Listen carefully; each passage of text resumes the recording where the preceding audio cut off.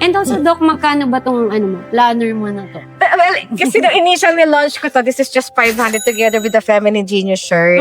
May t-shirt. Yeah, so pag gusto nila mag-avail, punta lang sila sa page ko, Dr. Ria Canlas. Ayan.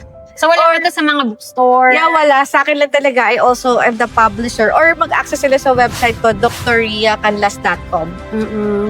So, merong personal touch mo talaga. Yes, oo. Kaya, actually, busy lang tayo na inohod ko sa'yo. Pero, talaga yung mga binibigyan ko nito, talagang I do the autograph signing. Kasi may date yon.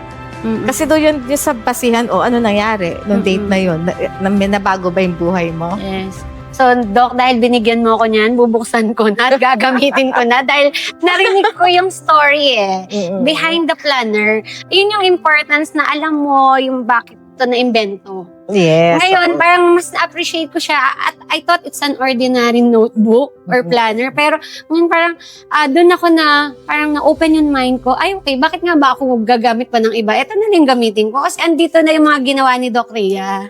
Yes, actually, meron nga this is 1.0. So, meron yung upcoming or next Women's Month.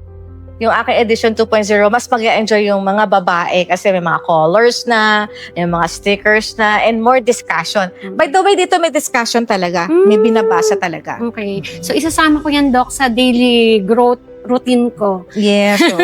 Kasi everyday meron akong change kami sa team namin. Meron kaming daily growth na ginagawa na everyday dapat nag-aaral kami. So, eto na. So, meron na akong planner, meron pa akong inaaral. Yes, and the questions are guided questions talaga to Kaya lang, pag sinasagot natin yung tanong, may time. Kasi planner nga siya. So, sinasabi mo Time-bound siya. Time-bound siya para alam mo kung kailan mo siya gagawin. Okay. So, parang na rin siyang, di ba, journal. Once na nag-journal ka, napapadali yung mga gagawin mo sa life mo. And then, iti-trace mo. And then, kailangan go back ka doon sa pinaka-vision board mo. My vision board is not a board. My vision is like a timeline. So, pag may ginawa ka, i-update mo ngayon yung i-trace mo na.